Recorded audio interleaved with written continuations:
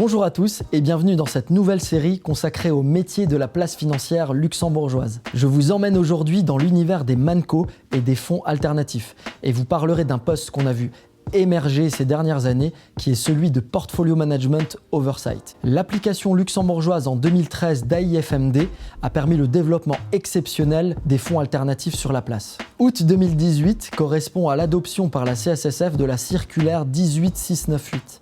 Mettant l'accent sur la nécessité de plus de supervision sur les activités déléguées. Directement concernés, les third-party ManCo, dont le business model est la gestion et la supervision de fonds d'investissement pour le compte de leurs clients. Cette circulaire a accéléré considérablement le développement de l'activité d'oversight dans plusieurs fonctions, comme le portfolio management. La plupart du temps, le job ne consiste pas en la prise de décision d'investissement et en la gestion de leur stratégie. Il ne consiste pas non plus à sourcer des deals en private equity ou en real estate. Ces fonctions, purement front office, restent logiquement chez leurs clients. Mais attention, même s'il s'agit de supervision, c'est la ManCo luxembourgeoise qui est responsable vis-à-vis de la CSSF.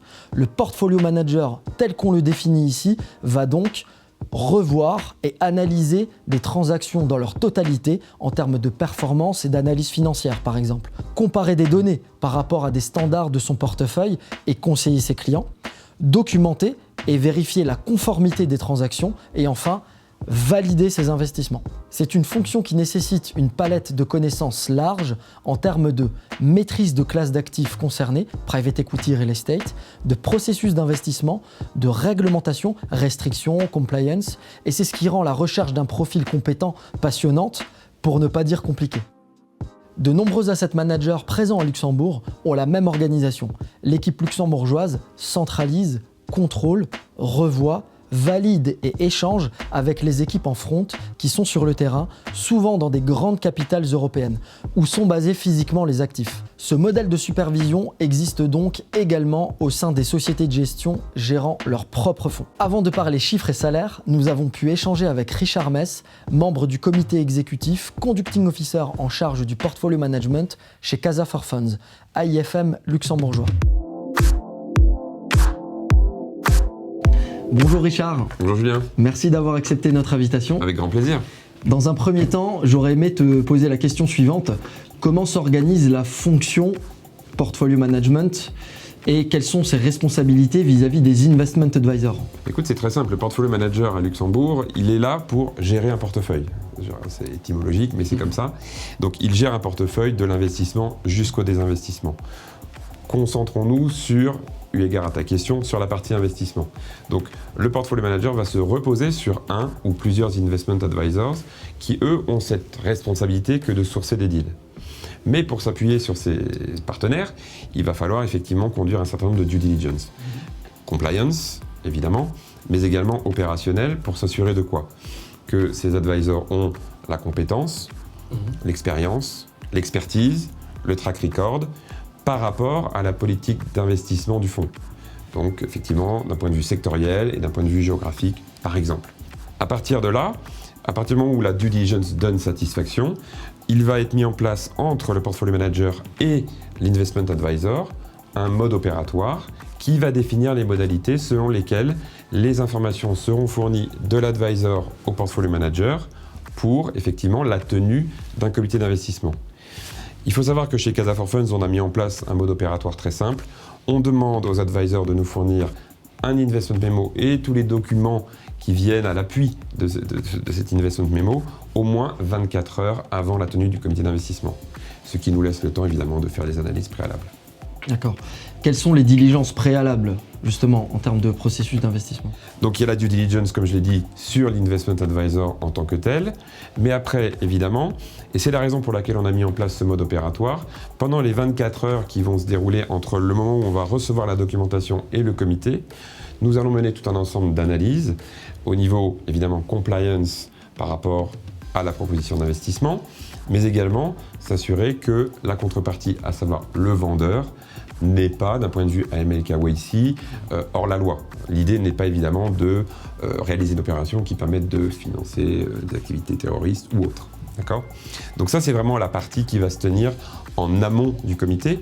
Et donc, je précise également que dans le cadre du comité d'investissement, participent chez Casa for Funds 2 seniors portfolio managers, l'équipe risk management, qui elle n'a pas droit de vote, mais qui est là justement pour analyser les risques inhérents à la proposition d'investissement, et bien évidemment l'investment advisor, à qui seront adressées l'ensemble des questions, que ce soit la compliance de l'investissement, que ce soit le prix d'acquisition, que ce soit la qualité du vendeur. Toutes ces questions peuvent être adressées lors du comité. À l'issue de ce comité, une décision est prise. Acceptation ou rejet. Est-ce que tu peux nous en dire un peu plus sur l'implication du portfolio manager dans la prise de décision effective d'investissement ? Tout à fait. Donc comme je le disais, le comité se termine, une décision est prise. C'est binaire, acceptation, rejet. Partons du principe qu'on va accepter. Donc à partir du moment où la décision est acceptée, elle est formalisée dans des minutes du comité qui sont émises 24 heures au plus tard après la tenue du comité. Ces minutes sont transmises à la gouvernance du fonds, un board, un GP, peu importe, et charge à ce board ou à ce GP de prendre la décision finale eu égard à la documentation fournie par l'investment advisor et au travail effectué par le portfolio manager qui lui va effectivement formaliser sa décision au travers de minutes signées. D'accord. Si la gouvernance du fonds revient vers nous avec une acceptation, alors le portfolio manager s'occupera de l'exécution de l'opération avec la banque dépositaire du fonds. D'accord. Merci beaucoup Richard pour ces clarifications et ces informations très pratiques. Mais je t'en prie, avec grand plaisir. Talent Resourcing a recruté 4 profils en Portfolio Management Oversight en 2020. Un seul était déjà Portfolio Manager auparavant. C'est peu et c'est dû au manque de recul que nous avons sur ce type de poste.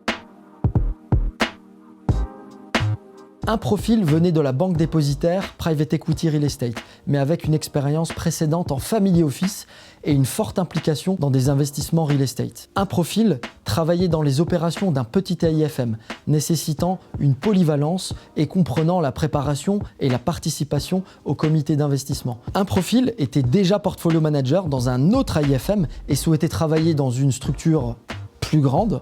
Et enfin, un profil venait d'un cabinet de conseil, mais en corporate finance, et pas en audit, ayant une expérience de 2 ans en AIFM axée principalement analyse financière. Pour recruter dans la fonction portfolio management, on s'orienterait logiquement vers des profils occupant déjà ce poste ailleurs. Mais comme c'est une fonction jeune, les profils en place ont peu d'ancienneté. Comptez 85 voire 90 cas minimum en fonction du nombre d'années d'expérience globale. Entre 110 et 150 cas plus bonus pour un conducting officer en fonction de la taille de l'équipe à gérer. Le choix le moins onéreux est de parier sur des professionnels venant de métiers connexes, finance, RM ou opération. Ils ont souvent un réel attrait pour cette fonction car aimeraient se rapprocher des investissements. Il faudra privilégier des personnes polyvalentes, travaillant dans de petites mancos qui leur permettent déjà de flirter avec l'investment management, en préparant les rapports, les données, organisant et facilitant les comités d'investissement. Pour cette solution, comptez au minimum 70 cas annuels. Autre solution, les grands cabinets de conseil dans la partie advisory, corporate finance, plutôt qu'audit. Ils sont habitués à analyser des deals, maîtrisent les classes d'actifs et touchent parfois à la valorisation. Budget moyen, 80K. La solution probablement la plus rassurante techniquement pour vous, third party manco, est d'essayer d'attirer un investment manager travaillant dans une équipe front d'un fonds Private Equity Real Estate. Profil idéal, car qui de mieux placé que quelqu'un qui a travaillé au contact direct des actifs pour superviser leur gestion. Mais les chances d'en attirer sont minces, car votre poste sera considéré comme du middle office. Cependant, j'ai pu échanger avec plusieurs profils prêts à faire ce changement afin d'avoir un meilleur équilibre vie professionnelle-vie privée. En effet, l'implication est maximum chez les asset managers, mais la rétribution l'est tout autant, avec des bonus pouvant atteindre 50 voire 75% du salaire fixe. Il faudra donc dépasser la barre des 100K annuels pour déloger quelqu'un d'un fonds qui devra faire une croix sur ses bonus très alléchants pour vous rejoindre. Voilà, cette vidéo touche à sa fin. Merci de nous avoir suivis. N'hésitez pas à vous abonner à notre chaîne et on se retrouve la prochaine fois pour un nouveau Lux Job Insight. À bientôt.